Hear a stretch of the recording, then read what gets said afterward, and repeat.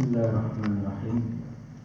Assalamualaikum warahmatullahi wabarakatuh.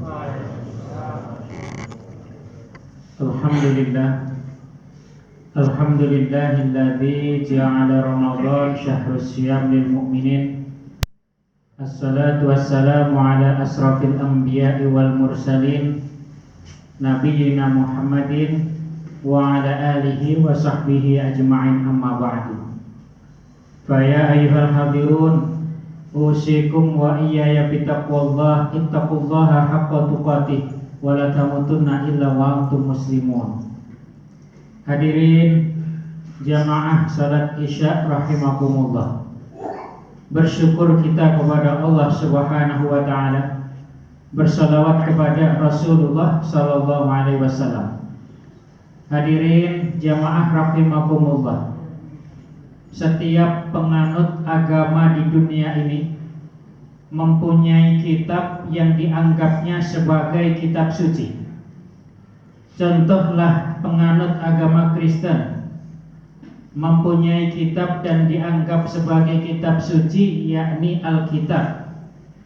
Lalu agama Hindu meyakini dan mempunyai kitab suci berupa kitab Weda. Penganut Buddha Tripitaka. Penganut Yahudi mempunyai kitab berupa kitab Taurat. Penganut Taoisme mempunyai kitab berupa kitab Tao Te Ching. Penganut kebatinan mempunyai kitab yakni kitab Serat Centani, Hidayat Jati atau Dharma Gandul. Lalu kita umat Islam meyakini dan kita mempunyai kitab kita anggap sebagai kitab suci, yakni Al-Quranul Karim. Mengapa kita meyakini Al-Quran sebagai kitab suci? Setidaknya ada 3 alasan. Mudah-mudahan 3 alasan tersebut nanti selesai sebelum jam 9, Pak. Ya. Lah 5 menit ke depan juga belum jam 9, Pak. Bapak Ibu hadirin jamaah rahimakumullah.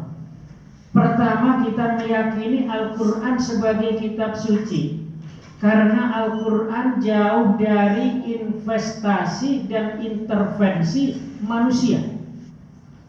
Sejak Al-Quran diwahyukan kepada Rasulullah SAW 14 abad yang lalu, Allah menantang kepada yang meragukan isi daripada Al-Quran yang berbunyi a'udzubillahi minasyaitonirrajim wa in kuntum fi raibim mimma nazzalna ala abdina fa'tu bisuratin min misli. Dan apabila kamu ragu terhadap apa yang kami turunkan kepada hamba kami Nabiullah Muhammad, fa'tu, maka datangkanlah 1 surat saja yang serupa dengan Al-Quran. Namun apabila engkau tidak sanggup, wada'u syuhada'akum min dunillahi in kuntum shadiqin. Ajaklah sekutu kamu selain Allah jikalau engkau merasa orang-orang yang benar. Sejak tantangan itu bergulir 1447 tahun yang lalu, hingga saat ini tidak ada satupun yang dapat membuat sama dengan Al-Quranul Karim. Artinya Al-Quran terjaga, baik isi maupun redaksi terjaga. Maka di dalam ayat tersebut Allah menantang kepada siapapun yang meragukan Al-Quranul Karim. Itu terdapat dalam Quran surat Al-Baqarah ayat 23 halaman keempat baris ke-11 agak kanan tengah dikit. Nah, jangan tanya ayat yang lain, Pak, ya. Awalnya sementara itu. Bapak Ibu hadirin jamaah rahimakumullah, itu alasan yang pertama kenapa kita meyakini Al-Quran sebagai kitab suci. Adapun yang kedua, kita meyakini Al-Quran sebagai kitab suci karena Al-Quran sesuai dengan fitrah kita manusia. Al-Quran turun datang sesuai dengan fitrah keadaan kita manusia. Sebagai contoh, di dalam Al-Quran menyatakan bahwasanya seorang laki-laki mempunyai naluri hasrat cinta kepada perempuan. Begitu pula perempuan mempunyai naluri cinta hasrat kepada laki-laki. Jikalau ada kitab suci yang menyatakan bahwasanya laki-laki boleh menikah dengan laki-laki, begitu pula perempuan boleh menikah dengan perempuan, maka perlu diragukan kesucian dan kemurnian kitab tersebut. Akan tetapi Al-Quran berbeda. Kodrat hasrat nalurinya, laki-laki mempunyai rasa cinta kepada perempuan sesuai dengan fitrah manusia.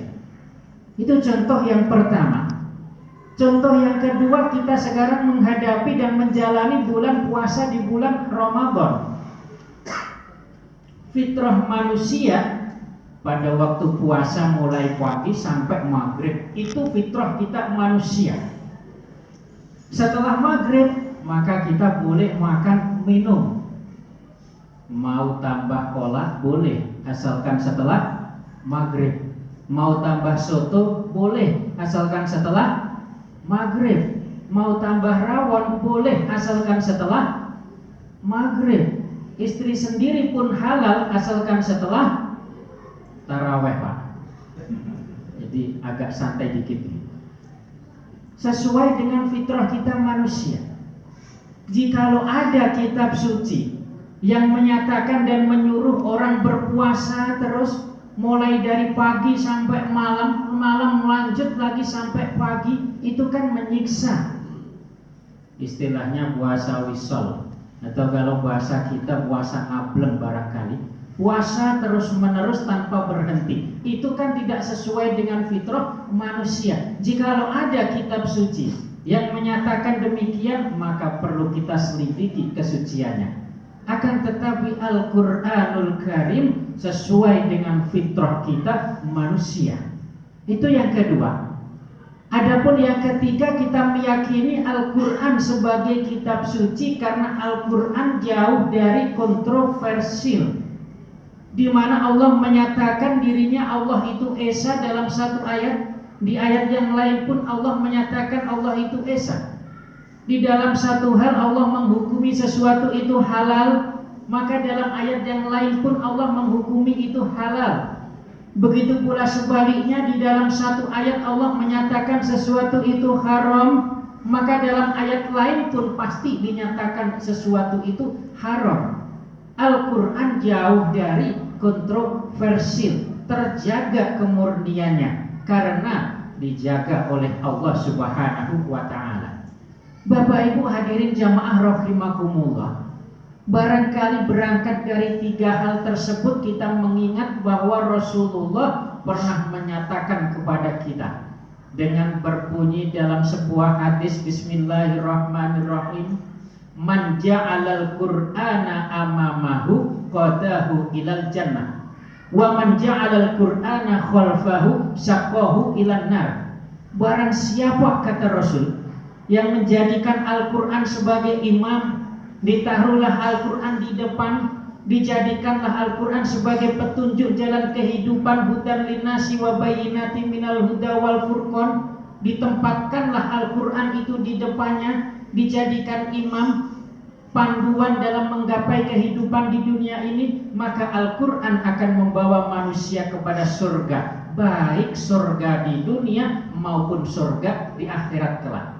Akan tetapi sebaliknya, waman ja'alal qur'ana khalfahu syaqahu ilan nar. Barang siapa yang membelakangi Al-Quran, dijadikanlah Al-Quran itu di belakangnya, dijadikan Al-Quran itu sebagai makmum, tidak dijadikan panutan, maka Al-Quran syaqahu ilan nar, akan membawa manusia-manusia tersebut kepada neraka, baik neraka di dunia maupun neraka di akhirat nanti. Artinya Al-Quran itu harus dijadikan sebagai imam, petunjuk jalan kehidupan kita untuk menggapai kehidupan dan kemuliaan di dunia dengan tujuan di akhirat nanti. Bapak Ibu hadirin jamaah rahimakumullah, barangkali itulah sedikit yang dapat Al-Fakir sampaikan. Terima kasih atas segala perhatian, mohon maaf atas segala kekurangan. Usikum wa iyaya bitaqwallah. Wassalamualaikum warahmatullahi wabarakatuh.